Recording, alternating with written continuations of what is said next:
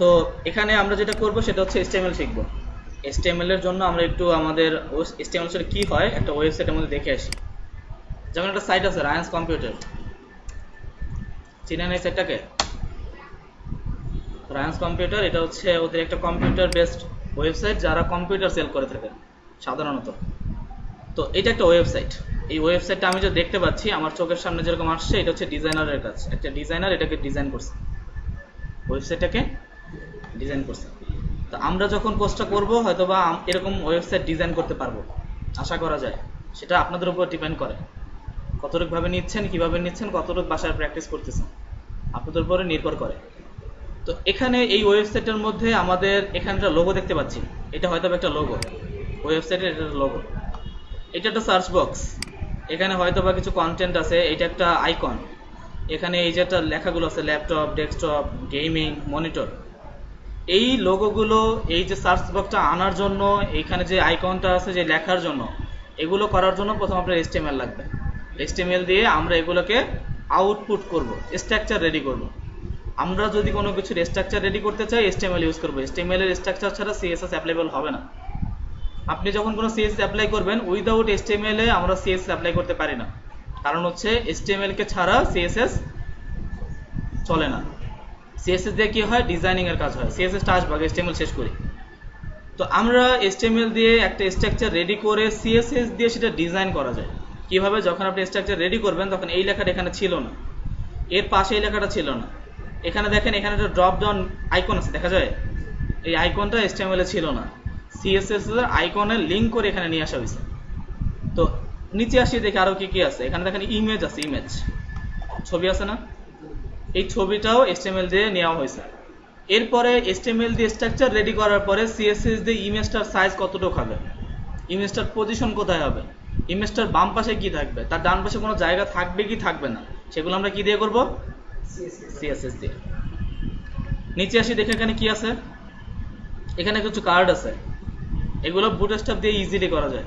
এবং দেখেন আমরা যখন এখানে এই ছবিগুলো নেওয়া হয়েছে, লেখাগুলো নেওয়া হয়েছে, স্টার, দেন হচ্ছে তারিখ, লেখাগুলো, দেন হচ্ছে এখানে মান্থ, EMI সিস্টেম, এই সিস্টেমগুলো কি দিয়ে করা হয়েছে, লেখাগুলো HTML দিয়ে করা হয়েছে। কারণ আমি জানি HTML দিয়ে আমার ওয়েবসাইটের মধ্যে ফন্টের কাজ, ইমেজের কাজ, দেন হচ্ছে যদি বলি ভিডিওর কাজ, অডিওর কাজ, লেখার কাজ, তারপর হচ্ছে নাম্বারিংয়ের কাজ, এগুলো স্ট্রাকচার রেডি করার জন্য আমরা HTML ইউজ করে থাকি। নিচে আসি আরো দেখি কি আছে এখানে। এখানে সেম ভাবে কার্ডগুলো। এখন বলেন তো এই ওয়েবসাইট, এই যে লেখাগুলো এখানে দেখতে পাচ্ছি যে leading online computer shop in BD Bangladesh, এই লেখাটা প্রথমে আউটপুট করার জন্য কি করা লাগছে, HTML ইউজ করা লাগছে। দেন হচ্ছে এটার হয়তো যে ফন্টটা আছে, ফন্টটা চেঞ্জ করা হয়েছে, CSS দিয়ে ফন্টটা হয়তো চেঞ্জ করছে, ফন্টের সাইজটা হয়তো চেঞ্জ করছে, ফন্টটা কোথায় হবে, কতটুকু হবে, এটা হয়তো CSS দিয়ে মেপে দিছে। আচ্ছা, তো HTML দিয়ে জাস্ট এতটুকু আপাতত বোঝেন যে একটা ওয়েবসাইটের বেসিক স্ট্রাকচার রেডি করার জন্য আমরা HTML এর ব্যবহার করে থাকি। ক্লিয়ার? কি বলেছি? একটা ওয়েবসাইটের বেসিক স্ট্রাকচার রেডি করার জন্য আমরা HTML ইউজ করে থাকবো। যেমন মনে করেন একটা বিল্ডিং, সেটা প্রথমে কি করা হয়, হয়তো বা তার ফাউন্ডেশনের কাজ করা হয়, দেন কলম হয় আর ছাদ হয়, তাই তো? 10 তলার বিল্ডিং এর আগে 10টা ছাদ হবে। এখন এই যে ছাদগুলো হলো, এটা কি স্ট্রাকচার রেডি হয়েছে না? এখন সেখানে কয়টা রুম হবে, রুমগুলোর সাইজ কি হবে, কতটুকু হবে, দেন রুমের কালারটা কি হবে, এটা কি দিয়ে করে? এটা মনে করেন একটা ডিজাইনিং এর কাজ। এটা একটা ডিজাইন যে তার রুমের কালার, যেমন এই ওয়ালের কালারটা হোয়াইট আছে না, চাইলে এটা রেড করা যেত না? তো এটা যদি রেড করতাম, এই যে কালারের বিষয়, এটা আমার CSS এর মধ্যে, কিন্তু এই যে ওয়ালটা হয়েছে এটাও কিন্তু HTML না, এটা কি CSS। হয়তোবা এটা HTML কি উপরে যে ছাদটা আছে, কারণ আমি জানি বিল্ডিং করতে হলে ছাদ দিতে হবে, ছাদ ছাড়া বিল্ডিং করা যাবে যাবে না। তো আমি আমার স্ট্রাকচারটা রেডি করার পরে তারপর রুমগুলো কিভাবে করব, এটা ডিপেন্ড করে আমার উপরে, যেটা আমি CSS দিয়ে অ্যাপ্লাই করব। ক্লিয়ার? আচ্ছা, এরপর CSS কি? CSS এর ফুল মিনিং হচ্ছে ক্যাসকেডিং স্টাইল শিট। ক্যাসকেডিং মানে হচ্ছে এইটা স্টাইল শিট ল্যাঙ্গুয়েজ।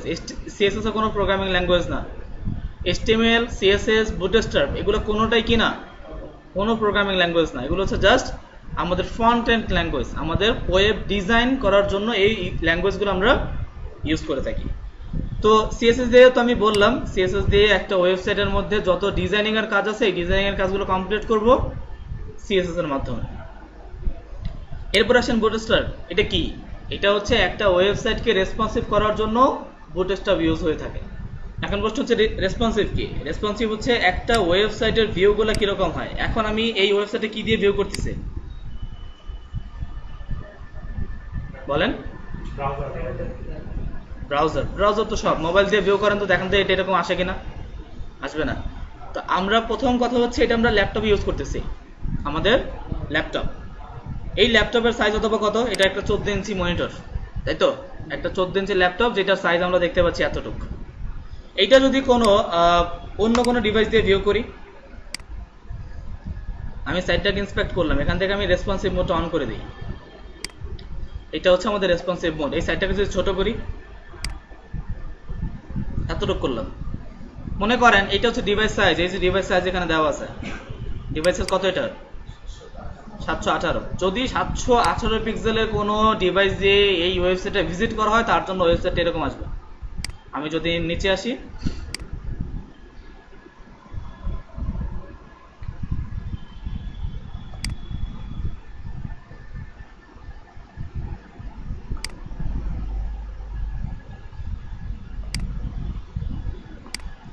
দেন আমি এখান থেকে হয়তোবা এখানে যে ডিজাইনগুলো আছে সেগুলো দেখবো। যেমন এই যে ডিজাইনগুলো দেখেন, এখন তার জন্য ডিজাইনগুলো এরকম।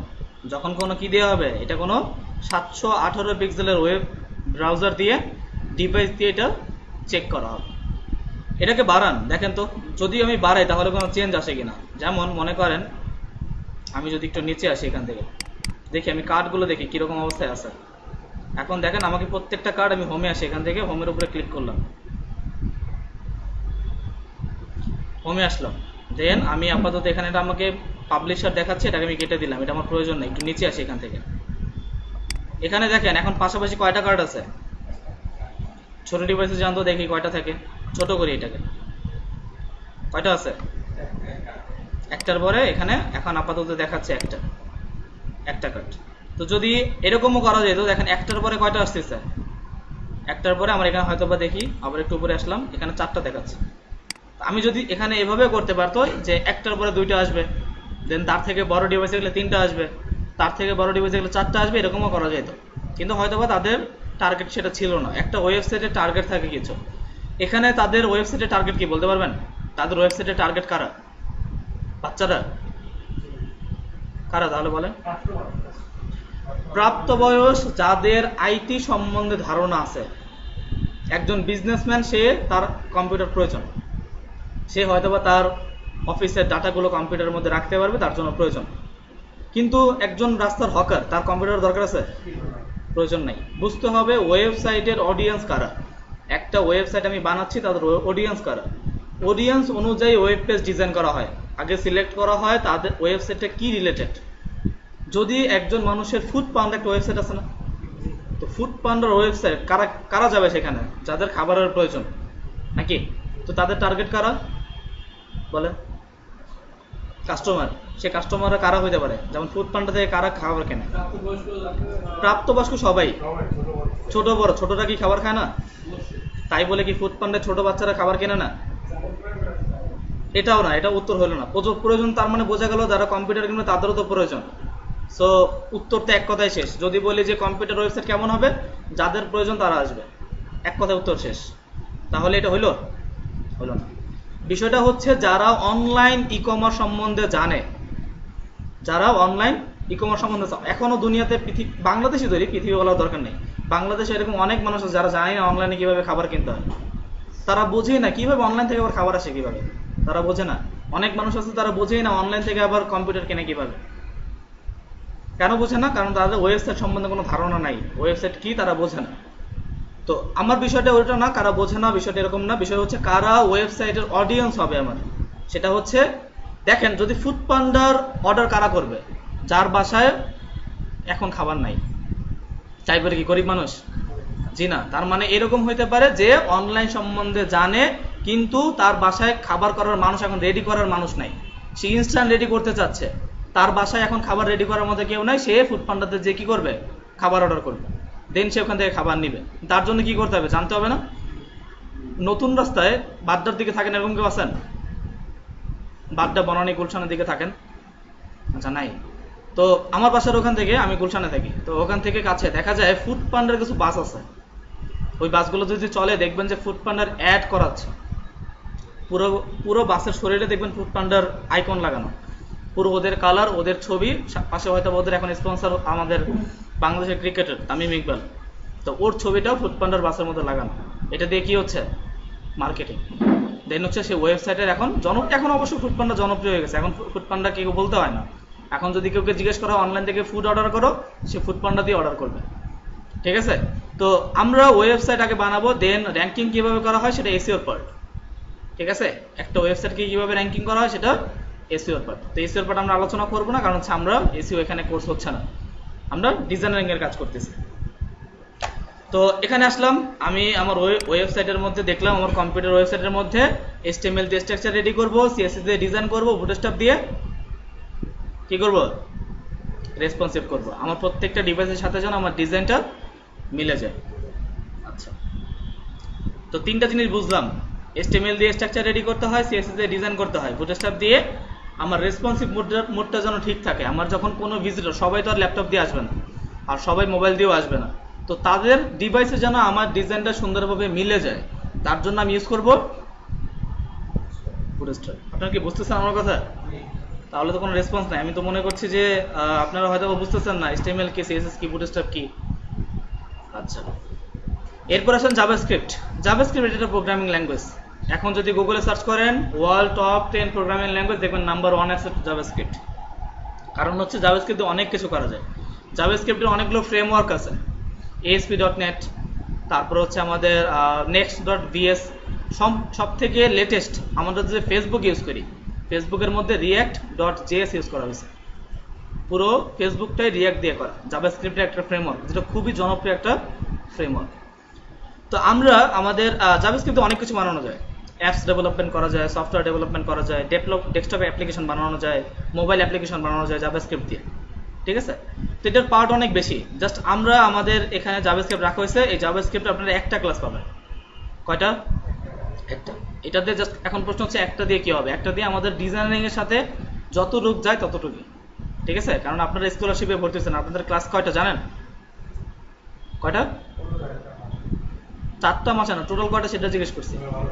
টোটাল 15টা। আপনারা টোটাল 15টা ক্লাস পাবেন এখানে। মানে কোন টপিকের কয়টা ক্লাস হবে সেটা আমি বলে দিব, সমস্যা নেই। এরপর আসেন jQuery ও জাভাস্ক্রিপ্টের একটা ফ্রেমওয়ার্ক। আমাদের জাভাস্ক্রিপ্টের যতগুলো ফ্রেমওয়ার্ক আছে এর মধ্যে jQuery তাদের অন্তর্ভুক্ত একটা। jQuery দিয়ে কি করা যায়? সুবিধা হচ্ছে যে আমি jQuery কেন ইউজ করব? জাভাস্ক্রিপ্টের মধ্যে কোড করে যেটা রান করা যায় তার থেকে কম কোডিং করে jQuery তে আউটপুট আনা যায়, তার থেকে কম কোডিং ইউজ করে। আরেকটা বিষয় হচ্ছে jQuery এর মধ্যে যখন ইউজ করবেন, এটা দিয়ে ওয়েবসাইটের মধ্যে ইফেক্ট দেওয়া যায়। ইফেক্ট বুঝেন? ইফেক্ট হচ্ছে মনে করেন ব্যাকগ্রাউন্ডে কোনো কিছু মুভিং করা, বা হচ্ছে আপনি যখন মাউসটা নাড়াবেন কার্সারের সাথে সাথে আপনি ব্যাকগ্রাউন্ডে হয়তো বা কিছু ডট আছে, এটা মুভিং হবে। দেখছেন কখনো? মাউস নাড়ানোর সাথে সাথে ব্যাকগ্রাউন্ডের ইফেক্টগুলো চেঞ্জ হয়ে যায়, মুভিং হয়। এই কাজগুলো আমরা চাইলে jQuery দিয়ে ইউজ করতে পারি। ক্লিয়ার? তো এরপরে আছে আমাদের PHP টু HTML। PHP মানে কি? PHP মানে হচ্ছে ফটোশপ। তো ফটোশপের ফাইলটাকে কিভাবে HTML এ কনভার্ট করতে হয়, আপনাকে এই কাজটা ওয়েব ডিজাইনারদের জন্য সবথেকে এটা বেশি। যারা ওয়েব ডিজাইনার তারা এই কাজটাই বেশি করে। আমি যদি এখান থেকে গুগল ক্রমে যাই, দেখেন এখানে এসে লিখলাম fiverr.com। ফাইবারকে তো সবাই চিনেন নাকি? ফাইবার কি? এটা একটা মার্কেট প্লেস। এখানে ফ্রিল্যান্সিং রিলেটেড কাজ পাওয়া যায়, কোর্স রিলেটেড কাজ পাওয়া যায়। এখানে হচ্ছে বায়াররা কাজ পোস্ট করে, সেখানে আপনার মতো আমার মতো ফ্রিল্যান্সাররা কি করে? ওখানে বিড করে, তারপর ও ওনার সাথে কন্ট্যাক্ট হয়ে যার সাথে ভালো লাগে তাকে কাজটা দেয়।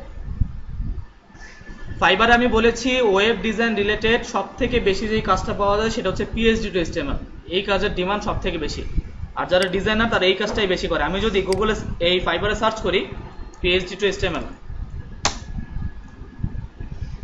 দেখবেন ওই রিলেটেড কাজ হয়তো আমাকে দেখাবে ফাইবার। একটু ওয়েট করেন, লোড নিচ্ছে। আমি এখান থেকে একটু নিচে আসি। নিচে এখানে এই যে পোস্টগুলো হয়েছে এগুলোকে বলে গিগ। আপনার মতো আমার মতো ফ্রিল্যান্সাররা এগুলো পোস্ট করছে। দেন হচ্ছে এখানে কি থাকে, ওনাদের কাজের এক্সপিরিয়েন্সের কথাগুলো এখানে আছে, বা কাজ করছে সেই স্ক্রিনশটগুলো এখানে পোস্ট করা আছে।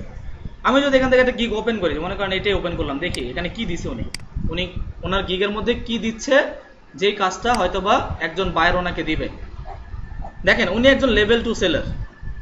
লেভেল 2 মানে হচ্ছে লেভেল 1 থেকে লেভেল 2 তে উঠছে, ফাইবারের প্রমোশন হয়, লেভেল 1 সেলার, লেভেল 2 সেলার, দেন হচ্ছে টপ রেটেড সেলার, প্রমোশন হয়।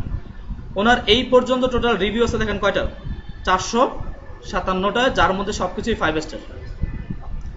এর মধ্যে ওয়ান অর্ডার ইনকোয়ারি, একটা অর্ডার তার অলরেডি পেন্ডিং আছে, যেই কাজটা উনি নিয়েছে এখনো সাবমিট করেনি, কাজটা করছে। এখানে দেখেন কি আছে, এখানে বলতেছে 3 থেকে 4 সিম্পল। আচ্ছা এর আগে টাইটেলটা দেখি, I will convert PHP to HTML, XD to HTML, Sketch to HTML, responsive। Convert মানে তো বুঝেন যে একটা থেকে আরেকটাতে কনভার্ট করে দিবে। PHP মানে হচ্ছে ফটোশপ, অ্যাডোবি ফাইল। XD কি, এটা একটা অ্যাডোবি ফাইল। Sketch এটা একটা অ্যাডোবি ফাইল। এই ফাইলগুলো থেকে সে কি করবে, HTML এ কনভার্ট করে দিবে। সেটা সেই পেজগুলো যে কনভার্ট করে দিবে অবশ্যই রেসপন্সিভ হবে। রেসপন্সিভ কি দিয়ে করবে, বুটস্ট্র্যাপ দিয়ে করবে। দেখেন উনি কি দিচ্ছে, বলতেছে আমি 3 থেকে 4টা সিম্পল সেকশন করে দিব অফ ওয়ান পেজ। একটা পেজের মধ্যে 4টা সেকশন। এখন সেকশন কাকে বলে, এই ওয়েবসাইটের যে হেডার এটা একটা সেকশন, দেন এই যে এটা একটা স্লাইডার, এটা একটা সেকশন, এই যে এতটুকু। দেন আমি যদি একটু নিচে আসি, এই যে বুটস্ট্র্যাপ কার্ড এটা একটা সেকশন। নিচে আসেন, এই যে এখানে 4টা, এটা একটা সেকশন। সে বলতেছে আমি আমার একটা পেজ পাবেন, ক্লায়েন্টকে বলতেছে আমি আপনার একটা পেজ ডিজাইন করে দিব, যেই পেজের মধ্যে আপনি 4টা সেকশন পাবেন। সেই 4টা সেকশনের জন্য সে বলতেছে আমাকে $40 পে করতে হবে। $40 বাংলাটার কয় টাকা, 3500 টাকা, 3500 টাকা আর কি। তো এখানে সে বলতেছে যে আমি অবশ্যই যেই HTML টা ইউজ করব সেটা HTML5।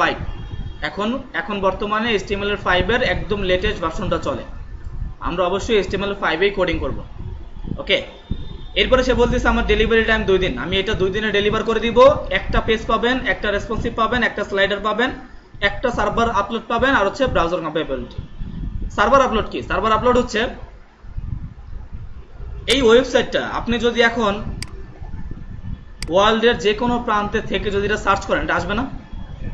কেন আসবে, কারণ এটা লাইভ সার্ভারে আছে। এখানে যে ryans.computer.com, এটা কি, এটা হচ্ছে একটা ডোমেন নেম, এটা একটা ডোমেনের নাম। আপনি যদি ryans.computer.com লেখেন তাহলে একমাত্র ওনাকেই পাবেন, এছাড়া আর কাউকে পাবেন না। যদি আপনি গুগলে সার্চ করেন আইটি মিরাজুল খান, তাহলে আমাকেই পাবেন। তো যা কেন, কারণ হচ্ছে এই নামগুলো আমরা কিনে রাখছি, এই নামে অন্য কাউকে পাওয়া যাবে না। কারণ হচ্ছে এই ডোমেনের কারণে সে প্রতি বছর টাকা দেয়, প্রতি বছর তাকে ডোমেনের জন্য টাকা দিতে হয়, হোস্টিং এর জন্য টাকা দিতে হয়। ঠিক আছে, এটা হচ্ছে ডোমেন। ডোমেন মানে হচ্ছে আমাদের ইউআরএল এর মধ্যে যে নামটা আমরা দেখতে পারি। ডোমেন জাস্ট একটা নাম, একটা যে কোনো নাম হইতে পারে। এখন এখানে .com আছে, .comই হইতে হবে বিষয়টা এরকম না। ডোমেনের অনেকগুলো সেকশন আছে, প্রায় 50+ ডোমেন আছে। .com হইতে পারে, .net হইতে পারে, .xyz হইতে পারে, আপনার abcd হইতে পারে, .education হইতে পারে, অনেক হইতে পারে, .gov হইতে পারে, .bd হইতে পারে। যেমন এই যে ডোমেনটা, এটা হচ্ছে ইন্টারন্যাশনাল ডোমেন। কেন বললাম, কারণ সেটা দেখেন .com আছে। কিন্তু বাংলাদেশ থেকে যদি ডোমেন নিতে চান, ধরেন এটা বাংলাদেশ থেকে ডোমেন কিরকম হয়, বাংলাদেশ থেকে ডোমেন এটার জন্য কি ওয়েবসাইট আছে, ধরেন দেখি itservicebd.com.bd সাইটটা খালি আছে কিনা। .com.bd,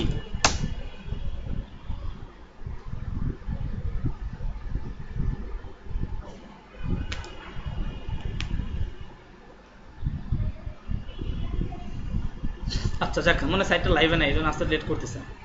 তো যখনই .com, এটা হচ্ছে ইন্টারন্যাশনাল ডোমেন। যদি বাংলাদেশে পারমিটের জন্য যখন কেউ কোনো বিজনেস করবে, তখন বাংলাদেশ থেকে ডোমেন নিতে হবে। বাংলাদেশ থেকে হয়তোবা এটার জারি হয়ে গেছে, কিছুদিন পর হয়তোবা জারি হয়ে যাবে। যারা ওয়েবসাইটের বিজনেস করে তাদের অবশ্যই বাংলাদেশি ডোমেন থাকতে হবে।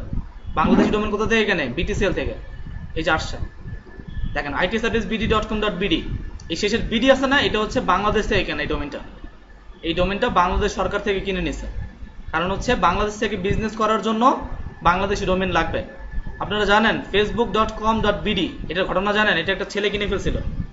ফেসবুক যখন বাংলাদেশে বিজনেস করতে আসছে তখন দেখে যে facebook.com.bd খালি নেই। তখন কি করবে, তখন ওইটা অলরেডি একটা ছেলে কিনে ফেলছিল, অলরেডি সে কিনে ফেলছে। তখন ফেসবুক যখন তাকে বলল যে তোমার এই .com.bd ডোমেনটা আমার লাগবে, তুমি দিয়ে দাও, সে বললো আমি দিতে পারি, আমাকে 60 লাখ টাকা দিতে হবে, নাহলে সে দিবে না। তখন ফেসবুক তার নামে মামলা করছে। মামলা করার পর দেন ওই ছেলে বাধ্য হয়েছে ডোমেন দেওয়ার জন্য, কারণ হচ্ছে এটার ব্র্যান্ড, ফেসবুকের ব্র্যান্ড, এটা সে ব্র্যান্ড হিসেবে বিজনেস করতেছে। তো সে এখানে কি করতেছে, ওই ছেলে মার্কেট বাজার ধরে ব্ল্যাকমেল করতেছে যে আমি ডোমেনটা দিব, আমাকে 60 লাখ টাকা দিতে হবে। তখন সর্বশেষ তাকে 7 লাখ টাকা দেওয়া হয়েছিল, সে তারপর ডোমেনটা দিয়ে দিয়েছে। তো এরকম অনেক বাংলাদেশে বিজনেস চলে, অনেক মানুষ আছে এরকম বর্তমানে জনপ্রিয় কিছু নাম হয় যারা মার্কেট ভ্যালু রিসার্চ করে, দেন হচ্ছে ওই ডোমেনটা তারা কিনে ফেলে, দেন ওই ডোমেনটাই সেম ভাবে তারা বাজারে উঠায়।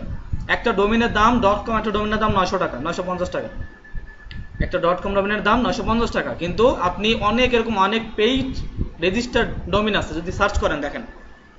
আমি যদি যাই একটা সাইটে namecheap.com, এখানে ডোমেন পাওয়া যায়, এখানে ডোমেন কেনে মানুষ। এখানে আসেন নিচে, তিনটা ডোমেন।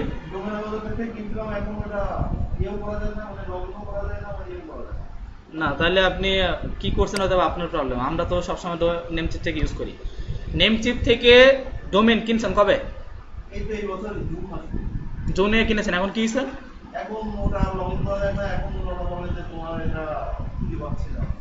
আপনি যোগাযোগ করেছেন ওখানে? কি বলছো ওরা?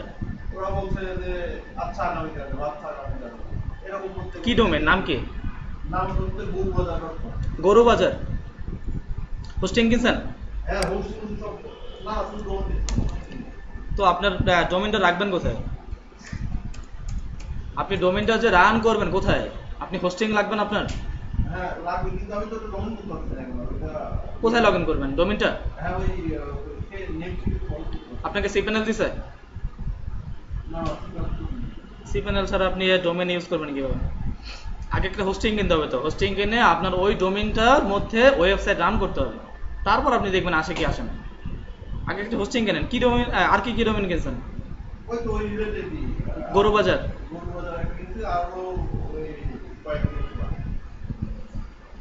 আচ্ছা, যদি এই রিলেটেড কোনো সমস্যা থাকে আমাকে বললেন, আমি সলিউশন করে দেবো, সমস্যা নেই। আচ্ছা, তো এখানে আসেন, এখানে এসে আপনি চাইলে এখান থেকে ডোমেন কেনা যায়, যে কোনো ডোমেন। আমি যদি এখানে এখন ডোমেন মানে তো নাম, আমার মন মতো আমি নাম এখানে লিখতে পারি না। যেমন উনি একটা ডোমেন কিনেছেন গরুবাজার.com, আমি যদি কিনে ছাগলবাজার.com আসবে না? ধরেন আমি লিখলাম ছাগলবাজার, দেখি এই নামে ডোমেন খালি আছে কিনা।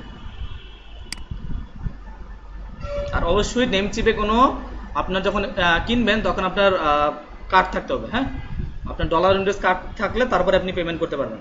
দেখেন বলতেছে এই ডোমেনটা খালি, এই ডোমেনটা যদি আপনি কিনতে পারেন মাত্র $9 দিয়ে, $8.98 পার ইয়ার।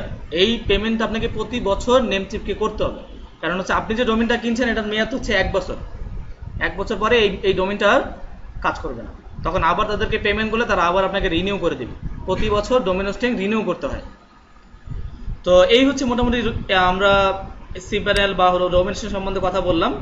এটা আমাদের আজকের টপিক নেই, রিলেটেড আমাদের শেষে ক্লাস আসবে। আর হোস্টিং কি? হোস্টিং মানে জায়গা, এই ওয়েবসাইটটা যেখানে রাখা হয়েছে, সেটা হচ্ছে হোস্টিং। ডোমেন মানে একটা নাম, হোস্টিং মানে যেখানে ওয়েবসাইটটা রাখা হয়। তো সেটাকেও আপনাকে হোস্টিংটাকেও কিনে নিতে হবে। আচ্ছা, তো আমরা এখানে কথা বললাম HTML, CSS, bootstrap, JavaScript, jQuery, PHP HTML সম্বন্ধে কথা বললাম, আর হচ্ছে আমাদের ওয়ার্ডপ্রেস। PHP সম্বন্ধে আমরা আমাদের একটা গিগ দেখেছিলাম এখানে, যে সাধারণত দেখেন এটা হচ্ছে বেসিক। স্ট্যান্ডার্ডে আসেন, সে বলতেছে আমি একটা ফুল পেজ করে দিব, সেকশন দিবে কয়টা? 6টা। সে বেসিকে কয়টা দিছে? 4টা। 2টা সেকশন বাড়াই দিয়েছে, সে বলছে আমি আরো 2টা সেকশন বেশি করে দিব, আমাকে $60 পেমেন্ট করতে হবে। প্রিমিয়ামে আসেন, সে কি বলছে? সে বলছে পেজ একটাই কিন্তু সেকশন পাবে 5 থেকে 7টা, পেমেন্ট করতে হবে $100। তো একজন ওয়েব ডিজাইনের জন্য সব থেকে বেশি কাজ ফাইবারে PHP টু HTML কনভার্ট, এই কাজটা সব থেকে বেশি, এই কাজটা সাধারণত ডিজাইনাররা করে থাকে। এরপরে সর্বশেষ যেটা আমাদের কোর্সে আছে সেটা হচ্ছে ওয়ার্ডপ্রেস। ওয়ার্ডপ্রেস সম্বন্ধে জানেন আপনারা? ওয়ার্ডপ্রেস হচ্ছে কাস্টমাইজেশন। এখানে আপনাকে থিম বানাইতে হয় না, বাজারে থিম কিনতে পাওয়া যায়। আমরা জাস্ট থিমটা কিনে আমাদের ডোমেন হোস্টিং এ cPanel এর মধ্যে আপলোড করে দেব, কাজ শেষ। এরপরে ওইটা কাস্টমাইজেশন করব, ওইটা হয়তোবা যেই লোগোটা আছে সেটাকে চেঞ্জ করব, যেই মেনুটা আছে সেই মেনুটা চেঞ্জ করে আমার মতো মেনু বসাবো, কিন্তু সব অপশনাল। কাস্টমস ভাবে শুধু সিএসএস করা যায়, সিএসএস কে কাস্টমস করে ডিজাইন করা যায়, কিন্তু এটা যদি আমি নাও করি, কেউ যদি সিএসএস নাও জানে তার জন্য ওয়ার্ডপ্রেস সমস্যা না, কারণ হচ্ছে সে কাস্টমাইজেশন করে অপশনালি সবকিছু করতে পারবে। ঠিক আছে, বাজারে অনেক থিম কিনতে পাওয়া যায়, এগুলো কোথায় কিনতে পাবেন? সব থেকে জনপ্রিয় একটা সাইট থিম ফরেস্ট।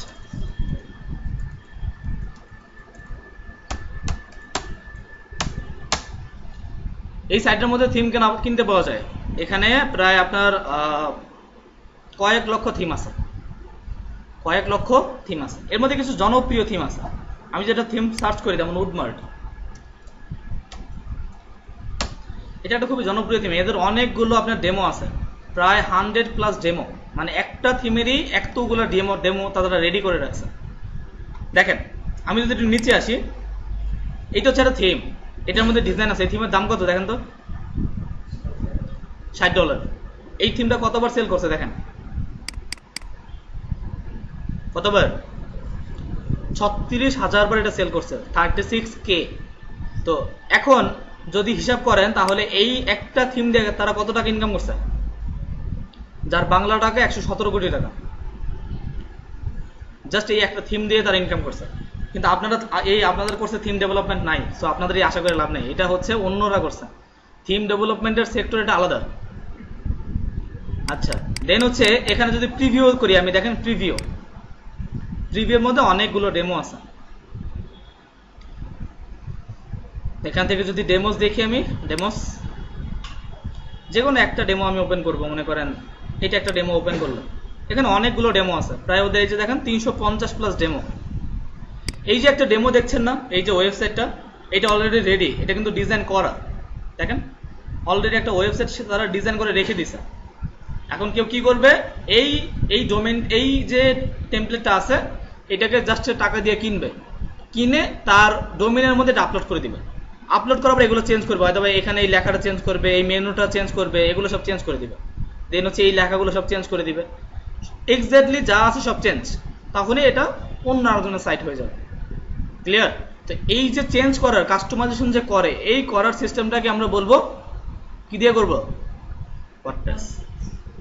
তো ওয়ার্ডপ্রেসের আমাদের এখানে 2টা ক্লাস আছে। দেন আমরা এখানে আসি, এখন ক্লাস নিয়ে কথা বলি। আমাদের HTML এর ক্লাস 3টা। কয়টা? 3টা। CSS এর 3টা। কয়টা হইলো? 6টা। বুটস্ট্র্যাপের 3টা, 9টা।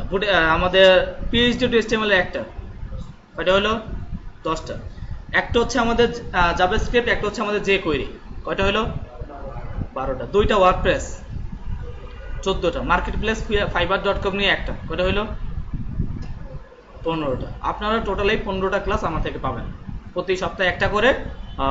আজকে কি বার? শনিবার বিকেল 4টায়। ক্লিয়ার? কোর্স নিয়ে কারো কোনো কথা আছে? কারো কোনো কোশ্চেন্স? ওকে, এখন আজকে যেহেতু ফার্স্ট ক্লাস, আমরা আজকে HTML দেখবো, কারণ হচ্ছে আমাদের প্রথম টপিক হচ্ছে HTML।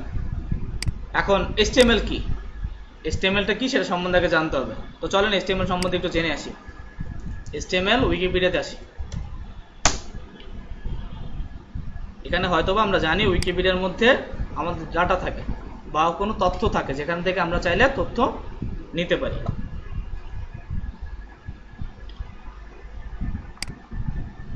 তো এই হচ্ছে আমাদের মোটামুটি এখানে HTML এর সম্বন্ধে কিছু লেখা আছে। যেমন HTML এর ফুল মিনিং হচ্ছে হাইপারটেক্সট মার্কআপ ল্যাঙ্গুয়েজ। HTML এর ফাইল নেম বা এক্সটেনশনটা কি হয় এটা আমি বলবো, সমস্যা নাই। কিন্তু এটা হচ্ছে দেখেন public.html। আমার মতো যারা HTML জানে তারাই চাইলে এখানে ফাইল ক্রিয়েট করে কাজ করতে পারবে। এটার জন্য কোনো পেইড বা কোনো হচ্ছে আপনাকে পে করতে হবে না, আপনি যদি কাজ জানেন কাজ করতে পারবেন। দেন হচ্ছে অবশ্যই মনে রাখতে হবে, তবে আমাদের বলেন তো আমরা যে মাইক্রোসফট ইউজ করি, ধরেন ওয়ার্ড, এক্সেল, এটা কি ফ্রি? এটা অবশ্যই ফ্রি না, এটা কিনে নিতে হয়। তাহলে প্রশ্ন হচ্ছে আমরা বাংলাদেশে এটাকে কিভাবে ইউজ করি? বাংলাদেশের ইউজ করে এটা ক্র্যাক করে, এই ফাইলটার যে অ্যাক্টিভেশন কি কোডটা আছে এটাকে আমরা কি করি? ক্র্যাক করে দেন হচ্ছে ওইটা চোরাই হিসেবে আমরা ইউজ করি, কিন্তু এটা অবশ্যই লিগ্যাল না। বা মনে করেন আমরা যে ফটোশপ ইউজ করি, আমরা ফটোশপ, তারপর হচ্ছে ইলাস্ট্রেটর যেগুলো ইউজ করি, এগুলো কি ফ্রি? এগুলো কোনোটাই ফ্রি না, কিন্তু আমরা ফ্রি করে দেন হচ্ছে ইউজ করি, যেটা সম্পূর্ণ ইলিগাল। তো আমরা যখন হয়তো প্রফেশনাল হব, যখন হয়তো আমরা আর্নিং করব, তখন অবশ্যই চেষ্টা করব প্রফেশনালভাবে ইউজ করার জন্য আমরা রেজিস্টার্ড করে ইউজ করব, এটাই আসলে উচিত। ঠিক আছে, তো যেহেতু এখন আমরা মাত্র শুরু করছি, তাই আমরা চেষ্টা করব যে ওইভাবে ইউজ করে দেন পরবর্তীতে আমরা পেইডে যাব। ক্লিয়ার? আচ্ছা, এই HTML এর একটা ইনিশিয়াল ডেট আছে আমাদের 1993 সালে আমাদের HTML-টা আসছে আমাদের। এটা হচ্ছে আপনি বলতে পারেন হয়তো বা রিলিজ করছে 1993 সালে, আজ থেকে প্রায় 28 বছর আগে।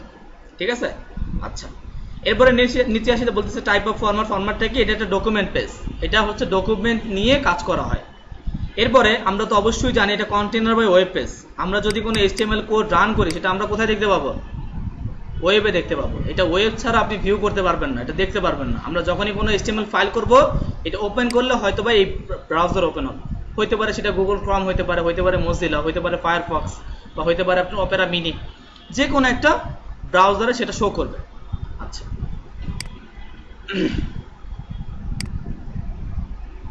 এরপরে আমরা তো বললাম আমরা আমাদের সর্ব লেটেস্ট ভার্সন HTML5 এটা ইউজ করব। আমাদের একদম যে লেটেস্ট ভার্সন HTML5 সেটা ইউজ করব, এই যে এটা HTML5। দেন হচ্ছে আমাদের এরপরে একটা HTML আসছে, যেটা হচ্ছে আমাদের তেমন ইউজেস নাই, XHTML। সেটার মধ্যে হয়তো বা আমাদের HTML কোডকে রান করে সেটার আউটপুট আমরা দেখতে পারি। তো আপনারা এই উইকিপিডিয়ার মধ্যে এসে হয়তো বা এই HTML5 সম্বন্ধে একটু যদি পড়াশোনা করেন, তাহলে হয়তো বা জানতে পারবেন আরো ডিটেলস। ঠিক আছে, তো আমি আমার একটু ক্লাসের দিকে মুভ হই। আমাদের HTML5 আমরা কোথায় কাজ করব, কিভাবে কাজ করব, কোথায় সেটা আমরা কোড করব, কোথায় আউটপুট করব। HTML কোড করার জন্য আমাদের কি লাগবে? Code editor. তো আমি যদি গুগলে সার্চ করি HTML কোড এডিটর, এখানে হয়তো অনেকগুলো কোড এডিটর আসবে, যেমন সাবলাইম হইতে পারে, নোটপ্যাড প্লাস প্লাস হইতে পারে, ব্র্যাকেটস হইতে পারে, VS কোড হইতে পারে, কোমোডো হইতে পারে, যে কোনো কিছু হইতে পারে। তো এর মধ্যে আমরা যেহেতু এখন বিগিনার, সবাই এখন তেমন কোডিং সম্বন্ধে জানি না, তো সবাই চেষ্টা করব ম্যানুয়ালি কোড করার জন্য। ম্যানুয়ালি মানে হচ্ছে প্রত্যেকটা কোড আমি হাতে কলমে করব, তাহলে সেটা আমার মনে থাকবে। তো HTML এ কোড করে সেই কোডটা আমি পুরোটা লিখবো। যেমন আমাদের অ্যাডভান্স কিছু কোড এডিটর আছে, যেমন আমাদের সবকিছু সাজেস্ট করে দেয়। যেমন আছে ব্র্যাকেটস, আমি যদি ইউজ করি ব্র্যাকেট, এটাও একটা কোড এডিটর। এখানেও কোড এডিটর করা যায়, কিন্তু এখানে কিছু সুবিধা আছে, যেমন অটো আপনার সেভ করতে হয় না। এখানে লাইভ সার্ভার আছে, আমি লাইভ সার্ভারে চাইলে কোনো ওই কোডিং এর মধ্যে কিছু করলে সেটা অটোমেটিক আপনার সেভ হয়ে যাবে। ঠিক আছে, দেন হচ্ছে আরো কিছু অ্যাডভান্স আছে, যেমন VS কোড। এটাতে যদি কোড করি, এটাতেও সেম।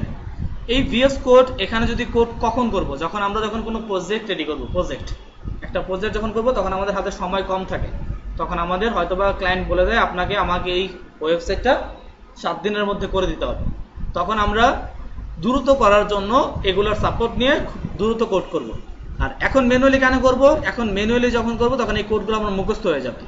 যখন মুখস্থ হবে, তখন আমার এই প্রজেক্ট করার সময় VS কোডে যখন আমি জাস্ট হয়তোবা আমার দরকার ট্যাগ নেম, আমি জাস্ট লিখলাম, ট্যাগ নেমটা চলে আসে। তো ওইটা আমার সময়কে সেভ করবে, আমার সময়কে কিল করবে না। তো তখন আমরা এটা ইউজ করব। তো এখন আমরা যেটা কোডটা ইউজ করবো, সেটার নাম হচ্ছে সাবলাইম। এখানেও ম্যানুয়ালি করতে হয়। এই সাবলাইম কোড এডিটরের মধ্যে আমরা আমাদের কোড এডিটর করবো। যেমন আমার বানানটা ভুল হয়েছে,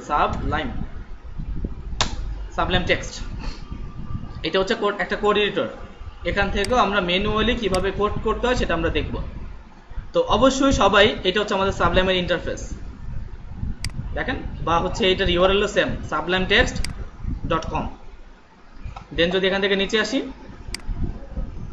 আমাকে এখানে এই যে কোডের পেজ দেখাচ্ছে, যে আমাদের সাবলাইমের পেজটা কিরকম হয়, কিভাবে কোডটা করে, কিভাবে রান করে, সেই বিষয়টা আমাকে দেখাচ্ছে।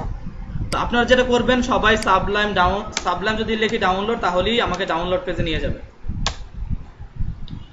এখানে এসে আমি যদি এই ডাউনলোড সাবলাইমের উপরে ক্লিক করি, তাহলে আমাকে সাবলাইম ডাউনলোড পেজে নিয়ে যাবে। এখানে দেখেন অনেকগুলো ভার্সন আছে, পোর্টেবল ভার্সন হইতে পারে, দেন হচ্ছে পোর্টেবল ভার্সন। আপনারা এখানে পোর্টেবল ভার্সন হোক, অবশ্যই উইন্ডোজ 64 বিট এটা ডাউনলোড করে নেবেন। তো অবশ্যই 64 বিট করার জন্য আমাদের কম্পিউটারের মধ্যে যে উইন্ডোজটা থাকে, সেটা কত ভার্সন চেক করে নেবেন যার কম্পিউটার। যদি আপনার কম্পিউটারের মধ্যে 64 বিট থাকে, তাহলে 64 বিট করবেন। যদি 32 থাকে, বিট হচ্ছে 32, তাহলে আপনারা চেষ্টা করবেন উইন্ডোজটা 64 করে নেওয়ার জন্য। আমি যদি আমার দিস কম্পিউটার প্রপার্টিস আসি তাহলে আমাকে এখানে বলবে, এই যে দেখেন সিস্টেম টাইপ কত বিট, 64 বিট। তো আমি চাইলে আমার এই উইন্ডোজের মধ্যে 64 বিটের সফটওয়্যার ইনস্টল করতে পারি। তো আমি এটা জাস্ট ডাউনলোড করে নিব। আমি আর ডাউনলোড করে দেখাচ্ছি না, আপনারা তো পারেন নাকি কীভাবে ডাউনলোড করতে হয়, এতটুকু তো সবাই বুঝেন। জাস্ট এখানে ক্লিক করলে এটা ডাউনলোড হয়ে যাবে। এরপর সফটওয়্যার কীভাবে ইনস্টল করতে এটা তো পারেন নাকি, সবাই পারেন? পিছনে আপনারা পারবেন তো নাকি? তো সফটওয়্যারটা সবাই জাস্ট ডাউনলোড করে ইনস্টল করে নেবেন। ইনস্টল করতে তেমন কিছু প্রয়োজন নাই, জাস্ট রাইট বাটন প্রেস করবেন, দেন বলবে ওপেন, ওপেন করবেন, তারপর হচ্ছে নেক্সট নেক্সট নেক্সট, 3বার নেক্সট দিবেন, আপনার এটা ইনস্টল হয়ে যাবে। আচ্ছা, তো HTML করার জন্য আমরা যদি HTML করি তাহলে প্রথমে আমাদের কি করতে হয়, ফাইল বানাইতে হয়। আমাদের ফাইল বানাইতে হবে, সেই ফাইলটা হয়তো বা সাবলাইম ওপেন করতে হবে। আমি যদি সাবলাইমটা ওপেন করি, দেখেন আমি যদি আমার সাবলাইমটা ওপেন করি তাহলে হয়তো এখানে সাবলাইম ফাইলটা আসবে। এখানে আমাকে সাবলাইম ফাইলটা দেখাচ্ছে, এটা হচ্ছে আমার সাবলাইম ফাইল। এখন এই ফাইলের মধ্যে আমি আমার ফাইলটা ক্রিয়েট করে এখানে আমি ওপেন করব। চলেন আমি এখানে এসে সর্বপ্রথম এখানে আমি একটা ফাইল বানাবো। আমি ফাইলটা আমার পেন ড্রাইভে বানাই যেন পরবর্তীতে আমাকে সেন্ড না করতে হয়।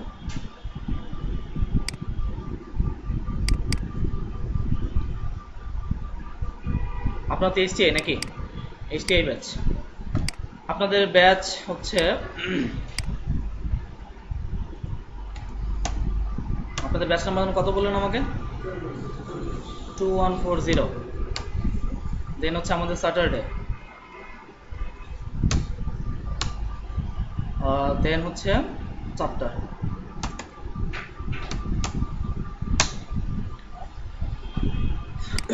এখানে আমি হয়তো একটা ফোল্ডার করব।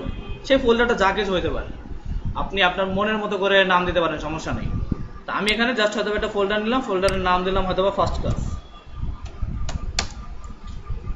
ক্লাস। দেন এই ফার্স্ট ক্লাস ফোল্ডারটা করার পরে হয়তো আমি এটা তো ইন্টার করব। এখন এখানে হয়তো আমি আমার ফাইল রেডি করব। আমার ফাইলটা রেডি করে আমার HTML ওপেন করব। আমি এখানে এসে রাইট বাটন প্রেস করলাম, দেন হচ্ছে নিউ।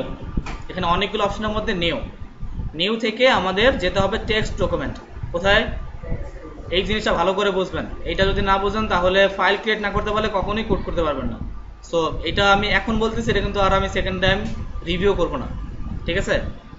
টেক্সট ডকুমেন্টের মধ্যে আসলাম। এখানে এই নিউ টেক্সট ডকুমেন্ট এটা হচ্ছে একটা ফাইল নেম, আর শেষে এটা কি, এটা হচ্ছে আমাদের একটা এক্সটেনশন।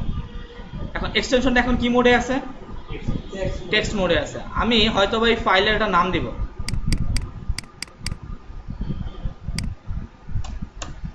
এই ফাইলের আমি একটা নাম দিলাম, যেমন নাম দিলাম ইন্ডেক্স। এটা একটা HTML নাম, একটা HTML এর ওয়ার্ড। আমি ইন্ডেক্স দিলাম, আপনাদেরও যে ইন্ডেক্স দিতে হবে বিষয়টা এরকম না। আমি চাইলে যে কোনো নাম দিতে পারি, কিন্তু আমার কাজ হচ্ছে ডট যে txt আছে এখানে আমাকে বলতে হবে HTML। আমি যখন HTML করব তখন আমার এক্সটেনশনটা অবশ্যই HTML হতে হবে। এটা চেঞ্জ হয়, CSS যখন করব তখন CSS, যখন জাভাস্ক্রিপ্ট করব তখন JS, যখন PHP করব তখন .php, যখন বুটস্ট্র্যাপ করব তখন .bootstrap। তো আমরা আমাদের যখন যে প্রোগ্রামিং বা হচ্ছে যে ল্যাঙ্গুয়েজগুলো ইউজ করব ওই ল্যাঙ্গুয়েজের শেষের ওয়ার্ডটা আমাকে এক্সটেনশনে ইউজ করতে হবে। এখানে দেওয়ার পর আমি 2বার এন্টারে হিট করব। আমার কম্পিউটারে 2বার এন্টার করব, 2বার, তাহলে এখানে একটা ফাইল ক্রিয়েট হয়ে যাবে। এখন এই যে ফাইলটা ক্রিয়েট হয়েছে এটা কি ফাইল বলতে পারবেন? হ্যাঁ, এটা একটা ওয়েব ফাইল। আমি যদি এটাকে ওপেন করি দেখবেন এটা আমার গুগল ক্রমে ওপেন হবে। কোথায় ওপেন হয়েছে? গুগল ক্রমে। কারণ হচ্ছে এটা একটা ওয়েব পেজ। HTML আমরা আগেই পড়েছি, HTML একটা ওয়েব পেজ। এখন এই পেজটাকে হয়তো আমি কি করব, আমার সাবলাইম ওপেন করব। এখানে আমার এখানে ওপেন করতে হবে। এখানে আমি যদি ফাইল নেম থেকে ওপেন ফোল্ডার এখানে ক্লিক করলাম, এখান থেকে আমরা আসলাম আমাদের যে ফোল্ডারটা আমরা ক্রিয়েট করছি সেখানে যাব।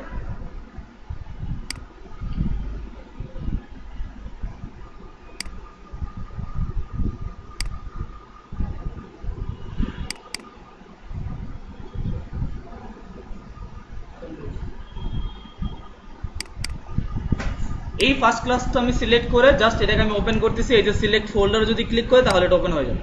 তাহলে আমার আগের পেজটা প্রয়োজন নেই, আমি এটাকে আপাতত এখান থেকে কেটে দিলাম, এটাকে কেটে দিলাম। দেন আমি আমার ফোল্ডারটাকে এখানে ওপেন করেছি, এটা হচ্ছে আমার ফোল্ডার, এটা আমার ফোল্ডার। আমি আমার এই ফাইলের উপরে সিলেক্ট করে নিব। এখন আমার এখানে কোনোটা সিলেক্ট নাই, আমার index.html এখানে আমি এটা ক্লিক করব, তাহলে এখন আমার এই ফাইলটা এখন ওখানে ওপেন আছে।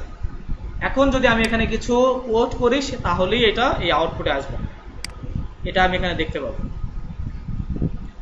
তো আমি এখানে একটা ট্যাগ দিচ্ছি, আমি এখানে বললাম এটাকে কি বলে বলতে পারবেন? এটা কি? আপনারা কি ক্লাস 6-7 অঙ্ক করার নেই? এটা হচ্ছে একটা লেস দ্যান। এই লেস দ্যানের মধ্যে আমরা আমাদের যেই ট্যাগ ইউজ করব, আমাদের এখন HTML প্রশ্ন হচ্ছে HTML ট্যাগ কয়টা? HTML এর ট্যাগ হচ্ছে 150 প্লাস, প্রায় 150 অধিক HTML ট্যাগ আছে। এখন এই সব ট্যাগগুলোই কি আমাদের মুখস্থ করতে হবে কিনা বিষয়টা এরকম না, এটা হচ্ছে না। অনেক সিমিলার ট্যাগ আছে, অনেক সিমিলার, একটার সাথে অন্য একটা ট্যাগের মিল আছে, সামঞ্জস্য আছে। আমরা আমাদের প্রজেক্ট করার জন্য হয়তোবা 30 থেকে ম্যাক্সিমাম 40 ট্যাগ আমাদের সাধারণত লাগে, অ্যাজ ইউজুয়ালি এত লাগে না, জাস্ট হচ্ছে 25-30টা ট্যাগ লাগে। যেই ট্যাগের কাজগুলো আমরা জানবো ওই ট্যাগগুলোর মাধ্যমে আমরা আমাদের প্রজেক্টকে রেডি করব। এখানে যদি আমি একটা ট্যাগ লিখি, মনে করেন এখানে লিখলাম ট্যাগ নেম, কি লিখলাম? এখন এই পাশে একটা আমি এখন যেটা দিলাম এটাকে কি বলে? গেটার দেন। তাহলে আমি একটা লেস দ্যান দিলাম, দেন হচ্ছে ট্যাগের নাম লিখে আমি এটাকে কি করলাম? গেটার দেন দিয়ে ক্লোজ করলাম। এই পুরোটাকে মিলে বলে হচ্ছে ওপেনিং ট্যাগ। এটা কি ওপেনিং ট্যাগ? HTML এর মধ্যে সব ট্যাগের ওপেনিং আছে, কিন্তু সব ট্যাগের ক্লোজিং নাই। ক্লোজিং নাই এরকম ট্যাগের সংখ্যা খুবই কম, হয়তো বা 15 থেকে 20টা হতে পারে। আর ট্যাগ ক্লোজিং ট্যাগ আছে এইটার সংখ্যাই বেশি, তবে যেগুলো আমাদের ক্লোজিং ট্যাগ নাই সেগুলো আমাদের আসবে, আমরা দেখব। তো এখানে আমি যেটা ইউজ করলাম, আমরা লেস দেন দিয়ে একটা নাম লিখলাম, দেন তারপরে দিলাম গেটার দেন, এটাকে বলে আমার ওপেনিং ট্যাগ। কিন্তু ট্যাগ নেমের ক্লোজিং ট্যাগ আছে, তাহলে চলেন আমি একটা ক্লোজিং ট্যাগ দিই, লেস দেন স্ল্যাশ। তো এখানে আমি ট্যাগ নেম লিখলাম, প্লাস হচ্ছে ওইটার দুইটা ট্যাগ আসলো, একটা হচ্ছে ওপেনিং ট্যাগ, একটা হচ্ছে ক্লোজিং ট্যাগ। এখন ওপেনিং ট্যাগ আর ক্লোজিং ট্যাগের মধ্যে পার্থক্য কোথায়? ওপেনিং ট্যাগের মধ্যে আমার কোনো স্ল্যাশ নাই, কিন্তু ক্লোজিং ট্যাগের মধ্যে আমার একটা স্ল্যাশ আছে। এর মাঝখানে যদি আমি কিছু একটা লিখি, এখানে যদি আমি লিখি কেমন আছেন সবাই,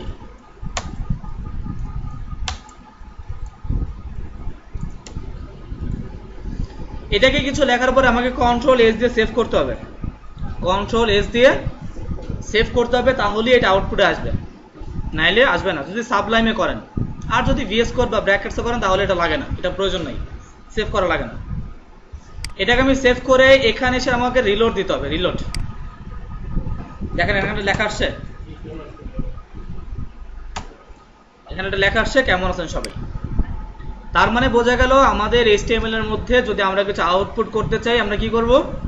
অবশ্যই কোনো ট্যাগের মধ্যে এটাকে লিখতে হবে। কিন্তু HTML একটা এই সাবলাইমে একটা মজা আছে, কি জানেন? আমি যদি এখানে শুধু লিখি না কেমন আছেন সবাই, তাহলেও এটা আসবে, বলেন তো? এটা সাবলাইমে আসবে, কিন্তু অন্য কিছুতে আসে না, আসছে না। তো সাবলাইমে একটা মজা যে আমি যদি চাই কিছু লেখা, দেন লেখাটা আমি ট্যাগ ইউজ না করেও নিয়ে আসতে পারি। আচ্ছা, তো সাধারণত আমরা যখন অন্য কোনো ব্রাউজারে কোড করব, তখন অবশ্যই আমরা ট্যাগ দিয়ে দেন হচ্ছে ওটা আউটপুট করার চেষ্টা করব। এতটা ক্লিয়ার? HTML এ আমরা যদি কোনো ট্যাগ ইউজ করি, তার মধ্যে যে ওপেনিং ট্যাগ এর ক্লোজ, দেন হচ্ছে ক্লোজিং ট্যাগের ক্লোজ, এর মাঝখানে আমি এটাকে ইউজ করব, ঠিক আছে? তো আমরা এখানে HTML এর ট্যাগ নিলাম। HTML আমরা জানি এখন যদি কোনো কিছু আউটপুট করতে হয়, আমরা ট্যাগ দিয়ে আউটপুট করব। তো আমি যদি এখানে কিছু একটা লিখি, মনে করেন আমরা HTML হেডিংস ইউজ করব, হেডিংস। এখন হেডিংস, HTML হেডিংস কয়টা কেউ জানেন? HTML হেডিংস হচ্ছে 6টা, H1, H2, H3, H4, H5, H6। আমি যদি এখানে একটা লেস দ্যান দিলাম, দেন আমি লিখলাম H1, দেন আমি এটাকে ক্লোজ করলাম। এর মাঝখানে যদি আমি কিছু একটা লিখি, মনে করেন লিখলাম হ্যালো, এখানে লিখলাম হ্যালো ঢাকা,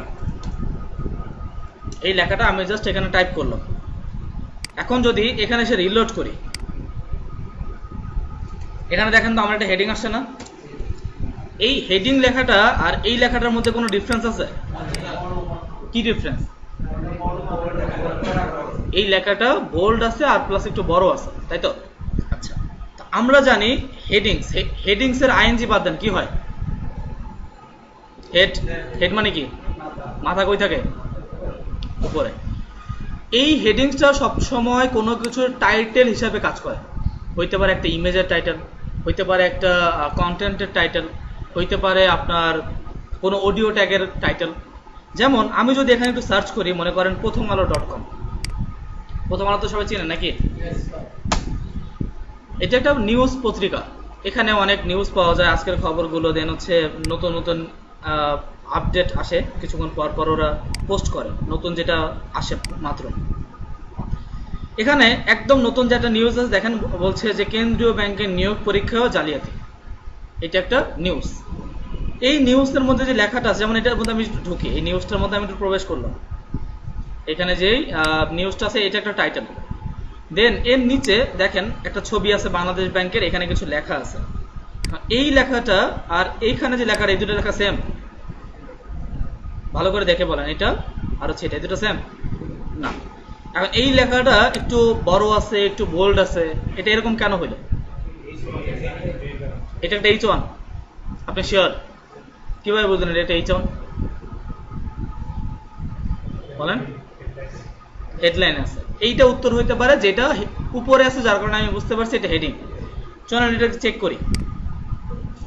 আমি এখানে আসলে চেক করব যে আসলেই ও এখানে কি ইউজ করছে। আমি যদি কোডিংটা চেক করি যে আসলে ওদের কোডিং এ কি আছে, দেখেন এখানে হয়তো বা ওরা এইটাই ইউজ করছে। দেখেন একটা ডিভ নিছে, ডিভের মধ্যে কি আছে? একটা H1। সেই H1 এর মধ্যে ওরা রাখছে কেন্দ্রীয় ব্যাংকের নিয়োগ পরীক্ষায়ও জালিয়াতি। এই H1 এর মধ্যে রাখার কারণেই হয়তো বা এই লেখাটা বড় হয়েছে। ক্লিয়ার? আচ্ছা, তো আমরা এখানে এতটুকু বুঝলাম যে আমাদের যদি হেডিংস ইউজ করি তাহলে লেখাটা বড় হবে, বোল্ড হবে। আর অবশ্যই হেডিংস আমরা হেড হিসাবে, কোনো কিছুর হেড হিসাবে ইউজ করবো, যেমন টাইটেল হিসেবেও ইউজ করতে পারি। আমরা যদি আমাদের বাকি H1 গুলো নেই, মনে করেন আমাদের H2, 3, 4, 5, 6, এখানে 6টা হেডিংস দিলাম, তাই তো? আমরা যদি এখানে এটাকে 2 বলি, ধরেন এটা আমার 2, দেন এটা হয়তো বা আমার হইতে পারে H3।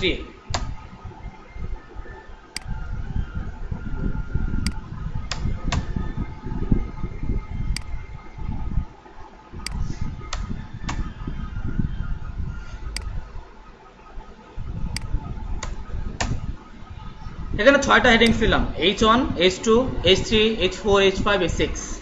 এটাকে আমি কন্ট্রোল S অবশ্যই বলেছি, লেখার পরে আমাকে সেভ করতে হবে। সেভ করে আমি যদি আমার সাইটে এসে রিলোড করি তাহলে হয়তো এখানে 6টা হেডিং আসে। এখন দেখেন H1 থেকে H6 এর মধ্যে কোনো ডিফারেন্স আছে? কি ডিফারেন্স? তার মানে বোঝা গেল যখন আমি H1 ইউজ করবো এটা ম্যাক্সিমাম সাইজ, সব থেকে বড় সাইজ, সব থেকে বড় বোল্ড ইউজ হবে। যখন এর থেকে একটু কমে যাব, যখন 2 তে আসবো তখন একটু বোল্ড কমে যাবে, একটু সাইজটাও কমে যাবে। 3 তে আসবো আর একটু কমবে, 4 এ আসবো আর একটু কমবে, 5 আসবো আর একটু কমবে, আস্তে আস্তে কমে যাবে। লেখাটার সাথে সাথে শুধু লেখা সাইজ কমবে নাকি বোল্ডও কমবে? বোল্ডও কমে যাবে। আচ্ছা, তো বুঝলাম আমাদের H1, আমাদের হেডিং 6টা।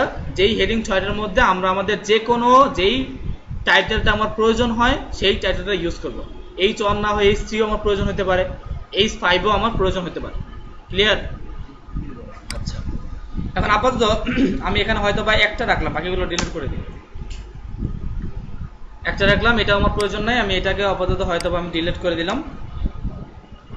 এখানে আমি এটাকে কাট সেভ করলাম। জাস্ট কি রাখলাম আমি এখানে? H1 নাকি? এখন যদি আমি এখানে আসি তাহলে হয়তো বা জাস্ট এখানে আমার থাকবে হ্যালো ওয়ার্ল্ড। এখন এই লেখাটা কোথায় আছে? লেফটে আছে, লেফটে। আমি যদি চাই এই লেখাটা সেন্টারে নিতে পারি। চলেন কিভাবে? আমি যদি এই লেখাটাকে আমি একটা ট্যাগের মধ্যে রাখি, একটা সেন্টার ট্যাগ, এই সেন্টার ট্যাগের মাঝখানে আমি জাস্ট এটাকে রেখে দিলাম।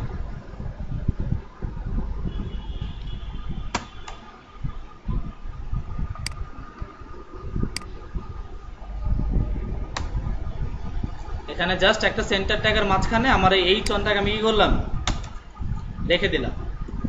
এখন যদি আমি আমার সাইটে সেখানে রিলোড দিই, কোথায় আসবে, এটা মিডলে চলে আসছে। তো এইটা মনে করেন আমার একটা ওয়েবসাইটের একটা টাইটেল। এখন প্রশ্ন হতে পারে, স্যার যদি রাইটে নিতে চাই তাহলে কি করব? রাইটে কোনো HTML ট্যাগ নাই, CSS এর কাস্টমাইজেশন করে নিতে হবে, আমাদের CSS অ্যাপ্লাই করে নিতে হবে। আচ্ছা, এটা একটা টাইটেল ইউজ করলাম। এর মনে করেন এই টাইটেলের নিচে হয়তো আমাদের কি থাকবে, কিছু প্যারাগ্রাফ, নাকি কিছু প্যারাগ্রাফ। প্যারাগ্রাফের জন্য আমরা একটা ট্যাগ নেব, সেটা হচ্ছে পি ট্যাগ। জাস্ট একটা পি ট্যাগ নিলাম। এই পি ট্যাগের মধ্যে হয়তো আমি আমার প্যারাগ্রাফগুলো রাখবো।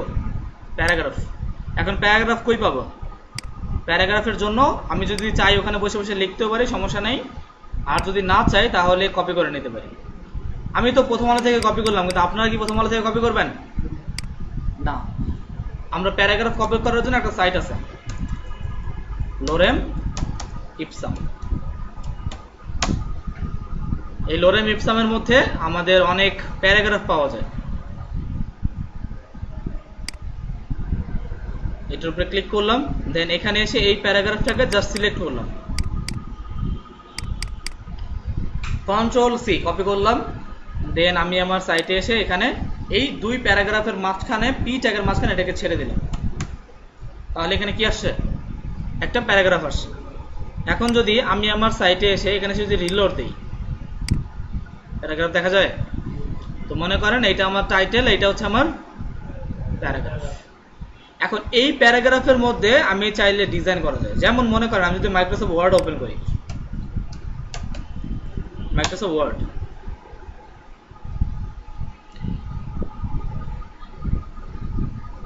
ওই প্যারাগ্রাফটাকে এখানে পেস্ট করি, দেখেন এটা আমার প্যারাগ্রাফ না? প্যারাগ্রাফটা বড় করে দিই 20। দেন হচ্ছে এখান থেকে আমরা যদি চাই এই লেখাটাকে চাইলে বোল্ড করতে পারি না, ইটালিক করতে পারি, চাইলে আন্ডারলাইন করতে পারি, বা চাইলে যদি এটাকে মার্ক করি, মনে করেন আমি চাচ্ছি এতটুকুকে মার্ক করি, এতটুকুকে ধরলাম, এটাকে আমি মার্ক করি, মার্ক হয়েছে না? তো এই কাজগুলো আমাদের HTML-এও করা যায়। চাইলে HTML দিয়েও এই কাজগুলো আমরা করতে পারি, সেটাকে বলে HTML ফরম্যাটিং। আমরা এখন HTML ফরম্যাটিং দেখব, কিভাবে HTML ফরম্যাটিং করতে হয়। আচ্ছা, এর আগে তাদের ক্ষেত্রে একটা প্রবলেম হবে।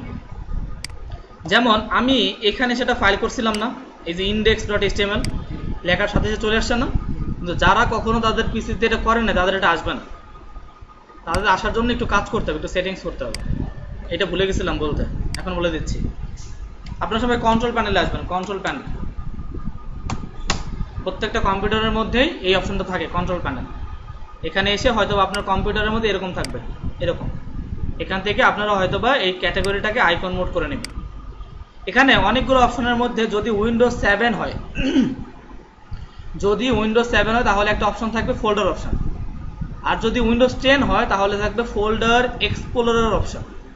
তো আমরা যেহেতু এটা তো উইন্ডোজ 7, দেখেন এই জন্য একটা অপশন আছে ফোল্ডার অপশন। এখান থেকে এসে আপনারা ভিউর মধ্যে আসবেন, ভিউ থেকে আমাদের hide extension for known file types একটা লেখা আছে, দেখা যায়? এই লেখাটা আপনাদের কম্পিউটার সবাই টিক দেওয়া থাকবে, টিক। আপনারা এখান থেকে টিকটা উঠে দেবেন। যেমন যদি টিক থাকে তাহলে কি হবে দেখেন, অ্যাপ্লাই করলাম, ওকে করলাম। এখন যদি আমি আমার এখানে একটা ফাইল করি, মনে করেন রাইট বাটন প্রেস করলাম, নিউ থেকে টেক্সট ডকুমেন্ট, এখানে আমি যদি বলি index.html, কোনো ভুল আছে এখানে? ও সরি, কমা হয়েছে না, আমরা এখানে দেই, আমাদের ইউজ করবো, ডট ইউজ করবো, এখানে দিলাম ডট। দেখেন কোনো ভুল আছে? তো আমি তো লিখলাম index.html, তো এটা ওয়েবের আইকন কেন আসলো না? হ্যাঁ, কারণ হচ্ছে আমার এই ফোল্ডারের যে ফাইলের যে এক্সটেনশন সেটা হাইড করা, এটার ডিফল্ট ভাবে txt আছে, যেটা আমি দেখতে পাচ্ছি না। তো আমরা কি করব, ফোল্ডারটাকে এই হাইডটাকে উঠাই দেব। এখানে আসলাম ভিউ, ভিউ থেকে hide extension for known file types এটাকে উঠাই দিয়ে অ্যাপ্লাই, ওকে। এখন যদি আমি চেক করি তাহলে দেখতে পারবো শেষে কি আছে। এটাকে জাস্ট উঠিয়ে দিলাম, এখানে দেখেন তো কি আছে, .txt। তো এটা txt থাকার কারণে আমার এটা ওয়েব ব্রাউজারের আইকন আসছে না।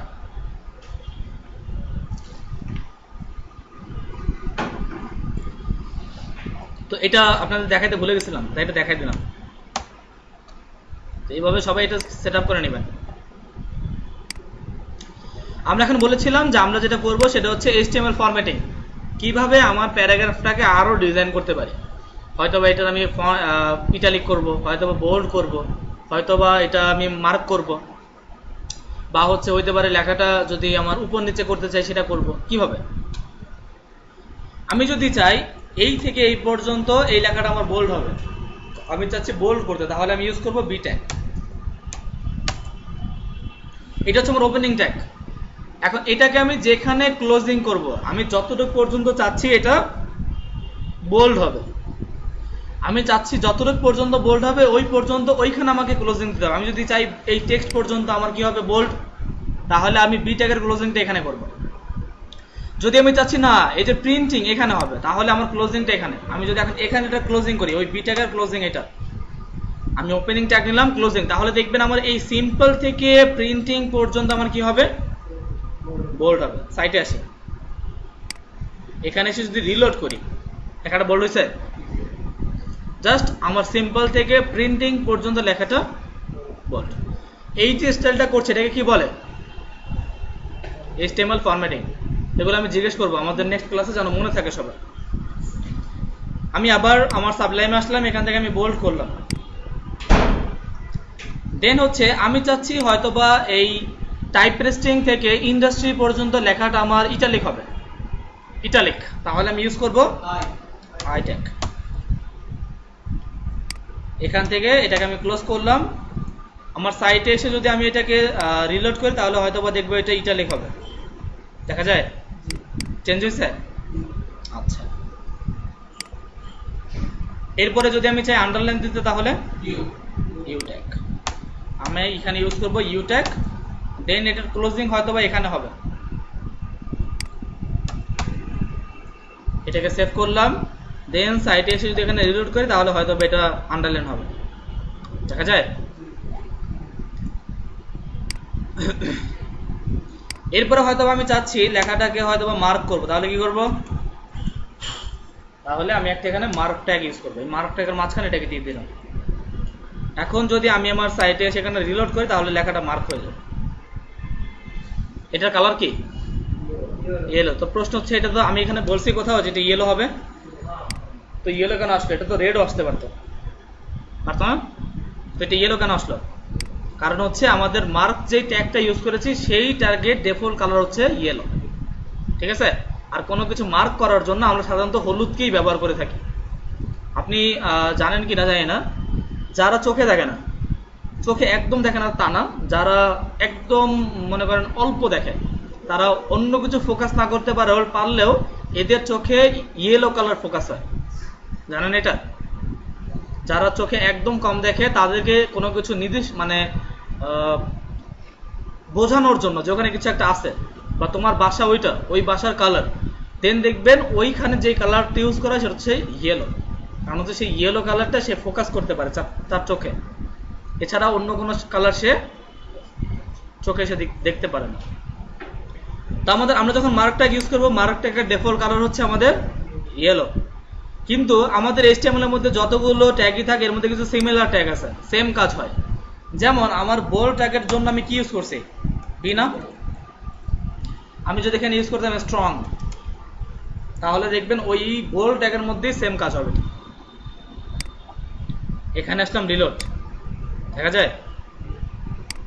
এরপরে যদি চাই এই যে আন্ডারলাইন করছি, তারপর হচ্ছে আমার ইটালিক করছি, এটার জন্য আমাদের আলাদা আলাদা সেম ট্যাগ আছে।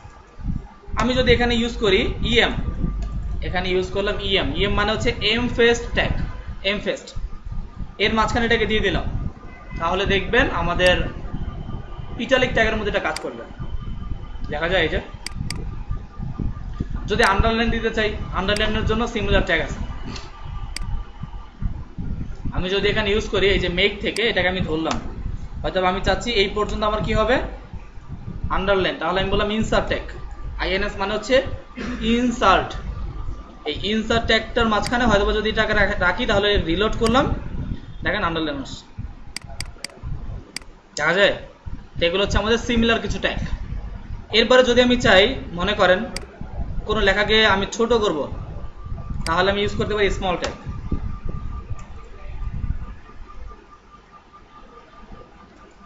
তাহলে এই লেখাটা ছোট হয়ে যাবে, দেখা যায়। তারপর যদি আমি চাই কোনো লেখাকে ডিলিট করতে, দেখেন ডিলিট মানে ডিলিট না, মানে হচ্ছে ডিলিট নামে একটা স্টাইল আসবে। আমি এখানে ইউজ করলাম ডেল, তার মাঝখানে ইউজ করলাম এই কোডটা, মানে হচ্ছে লেখাটা। তাহলে দেখবেন লেখার মাঝখানে অথবা কাটা চলে আসবে, দেখা যায়। এরপরে মনে করেন আমি চাচ্ছি এই যে 1500, আমি যদি 1500 জায়গায় আমাদের কোথাও এটা এখানে, এটাকে আমি একটু মার্ক করি, দাঁড়ান আমি এটাকে একটু মার্ক করি, এটাকে ধরলাম, আমি এটাকে মার্ক করলাম, মার্ক ট্যাগের মাঝখানে এটাকে দিয়ে দিলাম। এখন এখানে বললাম টিএইচ, বা টিটাকে বড় যদি সমস্যা নেই, টিএইচ সেভ করলাম। সাইটে এসে আমি যদি রিলোড করি, তাহলে দেখেন এখানে এই যে 1500 আসছে না, এই টিএইচ কই থাকে? নিচে থাকে না উপরে থাকে? উপরে। তো আমরা এই উপরে নেওয়ার জন্য ইউজ করব সাবস্ক্রিপ্ট। এই সাবস্ক্রিপ্টের মাঝখানে আমি জাস্ট ইউজ করব টিএইচ, তাহলে দেখবেন ওই লেখাটা উপরে উঠে গেছে, সরি নিচে নেমে গেছে। সাবস্ক্রিপ্ট দিব, নিচে নেমে যাবে। আর যদি সাবস্ক্রিপ্ট ইউজ করি তাহলে উপরে উঠবে, এসইউপি। যদি সাবস্ক্রিপ্ট ইউজ করি তাহলে এটা উপরে উঠে যাবে। এখানে আসলাম রিলোড। তো আমরা চাইলে এভাবে এটাকে উপরে নিচেও করতে পারি, ক্লিয়ার? তো এতক্ষণ এখানে যা দেখাইলাম এগুলাকে বলে HTML ফরম্যাটিং। আমরা আমাদের HTML ফরম্যাটিং এর মধ্যে এই ট্যাগগুলো ইউজেস হয়। এরপরে আমাদের HTML কিছু কোটেশন আছে, কোটেশন আছে কয়েকটা, আমি আপনাদেরকে একটা দুটো দেখাই। HTML কোটেশন বলতে যেমন একটা দেখাই, এবার। এবার নামে আমাদের একটা কোটেশন আছে, এবার জাস্ট একটা ট্যাগ। এর মাঝখানে আমি যদি লিখি মনে করেন WHO, এটার ফুল মিনিং কি? আমি এখানে বললাম টাইটেলের মধ্যে বললাম ওয়ার্ল্ড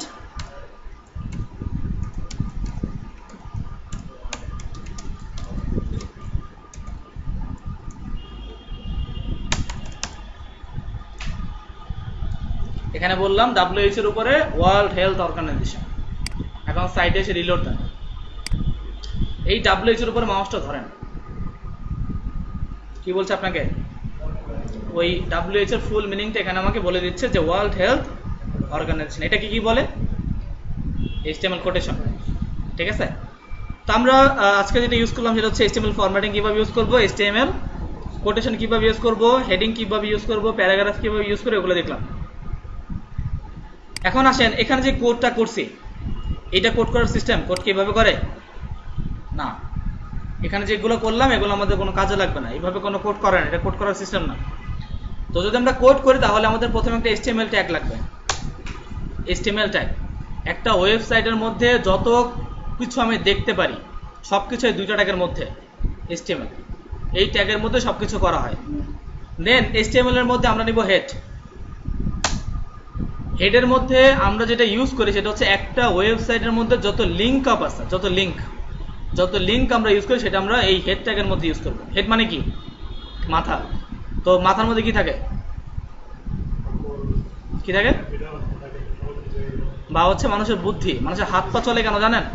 সেটার জন্য কিন্তু মানুষের ব্রেনের সম্পর্ক আছে, ঠিক আছে? তো আমরা ওই হেডের মধ্যে আমাদের সমস্ত কিছু লিঙ্ক আপ থাকবে, যেটাতে মেইনটেনেন্স হবে। এর মধ্যে থাকবে টাইটেল।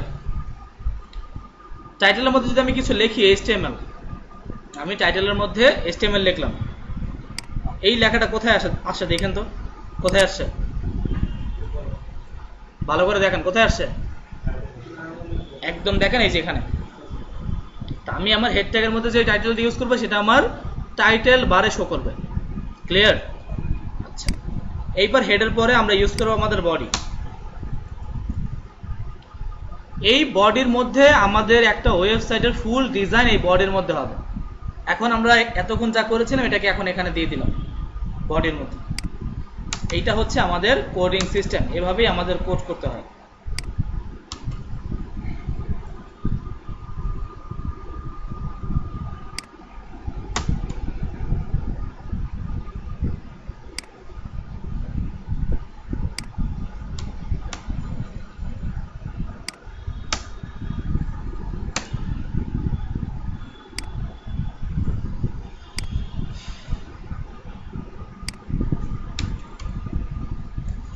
তো এখানে আমরা এই বডি ট্যাগের মধ্যে সেন্টার ইউজ করলাম, প্যারাগ্রাফ ইউজ করলাম, ফরম্যাটিং ইউজ করলাম, আর হচ্ছে আমাদের কি ইউজ করেছে, কোটেশন।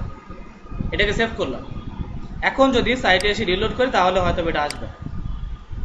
এখন আমাদের মনে করেন আমি চাচ্ছি আমার এখান থেকে যে প্রিন্টিং থেকে এই লেখাটা পাশাপাশি না হয়ে নিচে হবে।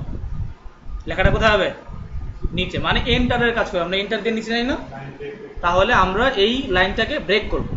ব্রেক করে লাইনটাকে নিচে নামাতে চাচ্ছি, সেটা কিভাবে করব? তো এখানে এসে আমরা জাস্ট এইখানে যে বোল্ড আছে এখানে একটা ইউজ করব বিআর ট্যাগ। বিআর মানে হচ্ছে ব্রেক। এইটা যদি একবার ইউজ করি তাহলে একবার ব্রেক হবে, যদি দুইবার ইউজ করি তাহলে দুইবার, যদি তিনবার ইউজ করি তাহলে তিনবার। আর বিআর এর কোনো ক্লোজিং ট্যাগ হয় না, আমাদের বিআর এর কোনো ক্লোজিং ট্যাগ নাই। এটাকে সেভ করলাম। এখানে যদি রিলোড করি তাহলে দেখবেন এই এন্ডটা শুরু হবে আমাদের এখান থেকে, দেখা যায় একবার নিচে নেমে গেছে।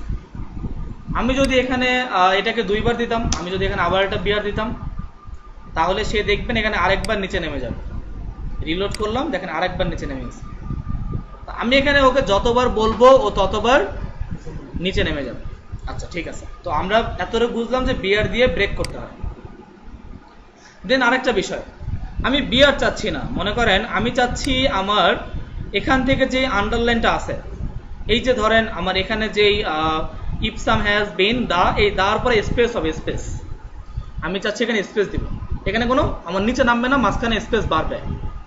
তো আমি যদি এখানে এসে আমার এই আন্ডারলাইনের এখানে স্পেস দিই, দেখেন স্পেস, এখানে আমি কিছু স্পেস ইউজ করলাম, এখানে এটা কাউন্টেবল হবে? এটা কখনোই আসবে না, কারণ আমরা জানি HTML এর মধ্যে যা কিছু করতে চাই আমাকে কোড বলে দিতে হবে, কোড না বললে সে কাজ করবে না। তো চলেন স্পেস কিভাবে দেব। স্পেসের জন্য ইউজ করব এন্ড NBSP ক্লোজ। এটাকে যে আমি যতবার দিব ততবার এটা স্পেস নেবে, একবার দিলে একবার, অতিরিক্ত দিলে অতিরিক্ত। সেভ করলাম। এখন যদি সাইটে এসে এখানে রিলোড করে দেখবেন স্পেস বেড়ে গেছে, দেখা যায় এখানে এখন আমার জায়গা বেড়ে গেছে। যদি আমি কোনো কিছু থেকে স্পেস দিতে চাই তার জন্য এন্ড NBSP ক্লন, যদি আমি কোনো কিছুকে নিচে নামাইতে চাই তার জন্য ব্রেক। এতটুকু ক্লিয়ার সবাই? আচ্ছা, মোটামুটি ফরম্যাটিং করলাম, কোটেশন করলাম। এখন আমরা যেটা করবো, হয়তো একটা ছবি অ্যাড করবো। চলেন, এত কিছু করলাম, আমার ছবি না থাকলে হয়? এখানে কোডটা তো আমি করছি, IMG নিলাম, সরি এইভাবে নিলে তো বুঝবেন না, আমি এটাকে কেটে দিচ্ছি। তো আমরা জাস্ট এখানে লেস দেন, দেন আমরা এখানে ইউজ করবো IMG। এই IMG এর কোনো ক্লোজিং ট্যাগ নাই, IMG এর একটাই ট্যাগ, সেটা হচ্ছে ওপেনিং। এই IMG ট্যাগের মধ্যে আমাদের আরেকটা বিষয়, সবসময় ওপেনিং ট্যাগের মধ্যে HTML এলিমেন্টস আর HTML অ্যাট্রিবিউট ইউজ হয়, কখনোই HTML ক্লোজিং ট্যাগের মধ্যে আমাদের HTML elements HTML attribute use হয় না। এখন প্রশ্ন হচ্ছে ভাই HTML অ্যাট্রিবিউট কি? অ্যাট্রিবিউট হচ্ছে আমাদের ওপেনিং ট্যাগের মধ্যে আমরা একটা স্পেস দিয়ে এখানে অ্যাট্রিবিউটের নাম দিব। অনেক অ্যাট্রিবিউট আছে, সোর্স আছে, href আছে, দেন হচ্ছে আমাদের টাইপ আছে, ফরম্যাট আছে, ফর আছে, আইডি আছে, অনেক, যেগুলো আমরা আস্তে আস্তে দেখব। তো এখানে আমরা সোর্স ইউজ করবো SRC, দেন দুটো সমান সমান, দুইটা ইনভার্টেড কমা। ইনভার্টেড কমা এটা কি বলে? হ্যাঁ ইনভার্টেড কমা, তো সরি। তো আমাদের উপরে দুইটা ইনভার্টেড কমা ইউজ করে এটাকে সেভ করলাম। এখন আমি কি করব, ছবি ইউজ করবো। আমার ছবি দুইভাবে ইউজ করা যায়, এটা হচ্ছে অনলাইন ছবি, একটা হচ্ছে অফলাইন ছবি। অফলাইন ছবিটাকে ডাউনলোড করে ইউজ করতে হয়, অনলাইন ইমেজটাকে আমরা গুগল থেকে লিঙ্ক নিয়ে ইউজ করতে পারি। চলেন একটা ছবি নিয়ে আসি।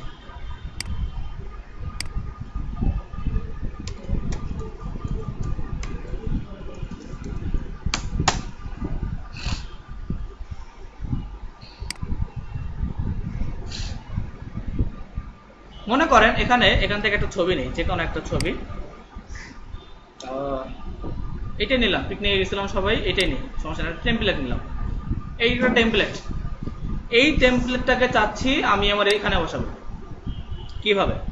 এখানে আসলাম, এখান থেকে রাইট বাটন প্রেস করলাম, দেন এখান থেকে আমরা কপি ইমেজ অ্যাড্রেস, কপি, এটাকে কপি করলাম। কপি করে জাস্ট আমার সাবলাইমের মধ্যে এই সোর্সের মধ্যে এটাকে পেস্ট করে দিব।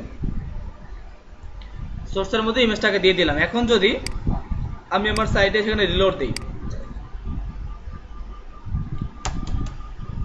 এখানে একটা ছবি আসছে।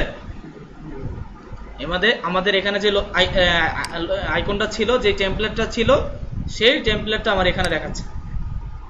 তো এইটা হচ্ছে আমাদের অনলাইন ইমেজ নেওয়ার ওয়ে। আমি চাইলে এভাবে অনলাইন থেকে ইমেজ নিয়ে আমার ওয়েবে সেট করতে পারি, কিন্তু আমি চাচ্ছি অনলাইন না, আমি চাচ্ছি অফলাইন ইউজ করবো। কিভাবে?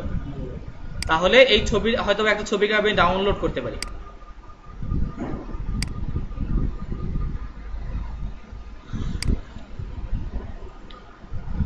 এই ছবিটাকে আমি রাইট বাটন প্রেস করলাম, কপি ইমেজ অ্যাড্রেস করব না, আমি এটাকে সেভ করব। এটাকে আমি বললাম সেভ ইমেজ। দেন কোথায় সেভ করব? যেখানে আমার ফাইলটা আছে। আমি এখান থেকে আসলাম আমাদের এখানে, দেন হচ্ছে আমাদের STI ব্যাচ আমাদের 40 ফার্স্ট ক্লাসের মধ্যে এখানে ছবিটাকে ইউজ করব। এটা হচ্ছে ছবির নাম। ছবির নামটাকে আমি চেঞ্জ করে দিলাম, এটাকে নাম বললাম মনে করেন ওয়ান দিলাম, সমস্যা নেই। ছবিটার নাম ইউজ করলাম ওয়ান। এখন আমি চাচ্ছি আমার এই ছবিটা আমার এখানে ইউজ হবে অফলাইন মোডে। তার জন্য আমি ইউজ করব, এখানে হয়তো আমি এই লিঙ্কটাকে না দিয়ে আমি এখানে ইউজ করব আমার এই ছবিটার নাম। ছবিটার নাম কি?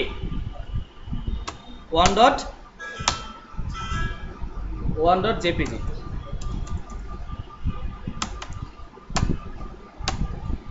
one.jpg। আমাদের পেন ড্রাইভটা মেবি চলে গেছিল, আবার মনে আসছে, দেখি।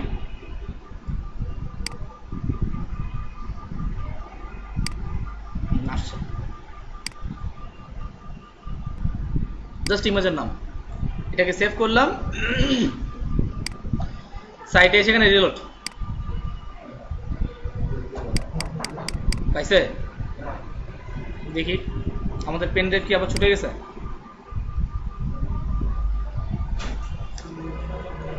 এখানে আসে কম্পিউটার,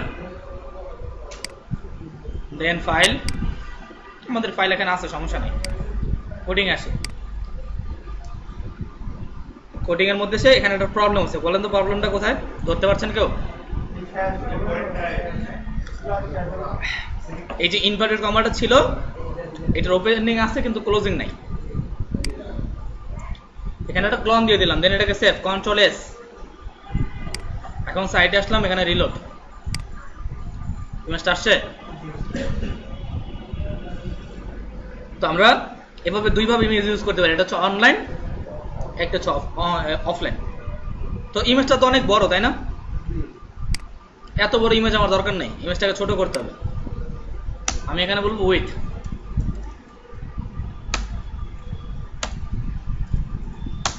বললাম মনে করেন 300 পিক্সেল। উইথ মানে কি? প্রস্থ, মানে আমার পাশে এটা কমবে, তাই তো? আর ধরেন এখানে একটু হাইটও বলে দিই, বললাম হাইট 300, সমস্যা নেই। হাইট আরো কমাই দিই, এত হাইট আমাদের লাগবে না, 200। এখানে আমি কিছু হাইট অ্যান্ড উইথকে ফিক্সড করলাম। এখন সাইটে আসি, এখানে এসে রিলোড আসছে। ইমেজটার উইথও কমে গেছে, হাইটও কমে গেছে। তা আমি চাইলে এটাকে উইথ ইউজ করতে পারি, কিন্তু আর একটা প্রবলেম আছে। দেখেন আমি এটাকে জুম করি, যখন জুম করবেন তখন দেখবেন আপনার ফন্টের সাথে সাথে ইমেজটা ছোট হচ্ছে না? আমি চাচ্ছি আমার এই ইমেজটা জুম করার সাথে ছোট হবে না। তার জন্য কি করব? তার জন্য আমি এখানে হয়তো বা পার্সেন্ট ইউজ করতে পারি, পার্সেন্ট ইউজ করে। আমি মনে করেন উইথের মধ্যে এসে বললাম এখানে আমার ডিভাইস, এই যে ডিভাইসটা আছে, সবসময় মনে রাখবেন এই ডিভাইসটা এখান থেকে এই পর্যন্ত আমাদের 100%। আমি যদি 100% তাহলে ফুল আসবে। আমি যদি এখানে বলি 80%, জাস্ট 80% বললাম, তাহলে আমার ডিভাইসের 80% এটা জায়গা নেবে। দেখেন ওর 80 পিক্সেল জায়গা নিচ্ছে। 80 পিক্সেল কতটুক? এখান থেকে এই পর্যন্ত 80 পিক্সেলের মধ্যে ফিক্সড। তো এটার হাইটটা কমাই দিই, হাইট বেড়ে গেছে। হাইটের মধ্যে বললাম হাইট থাকবে এটা 200 পিক্সেল।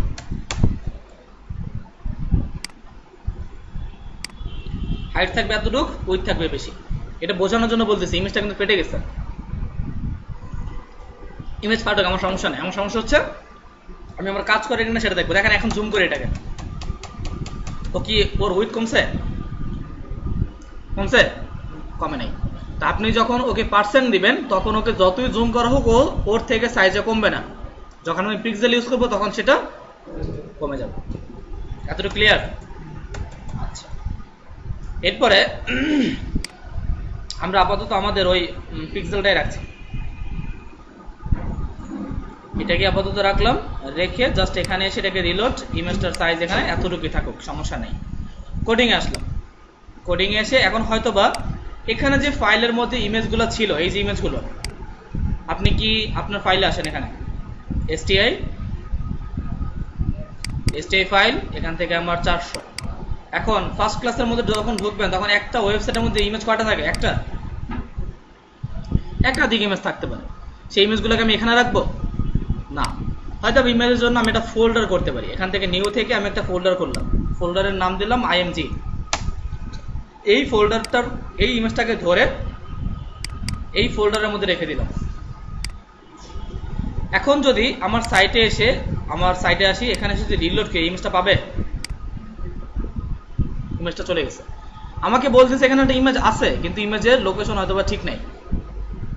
তো আমার যখন কোনো ইমেজ বা কোনো অপশন বা কোনো লিঙ্ক, কোনো ফোল্ডার যখন কোনো ফোল্ডারের মধ্যে থাকবে তখন আমাকে ফোল্ডারের নাম বলতে হবে।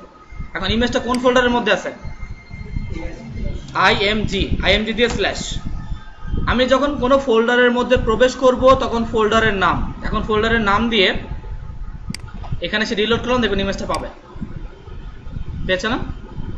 কিন্তু আমি যদি আমার ফাইলের মধ্যে এসে এখানে এসে আমি যদি ইমেজটাকে কাট করি, Ctrl+X, দেন ইমেজটাকে এখানে রেখে দিলাম, এখন ইমেজটা পাবে? পাবে? তো বলেন এখন ইমেজটা পাওয়ার জন্য কি করবেন? IMG-টা কেটে দিতে হবে।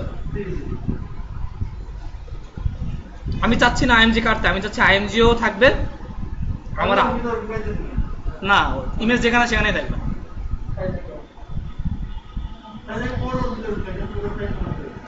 সেটাও চাচ্ছি না, যেখানে আছে সেখানেই থাকবে।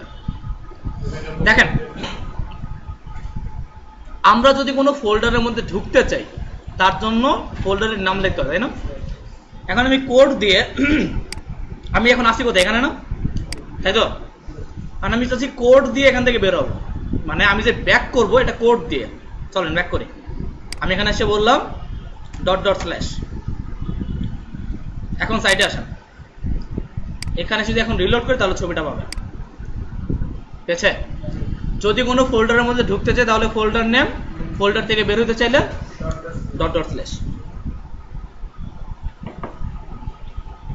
এতটুকু বুঝতে পারছেন?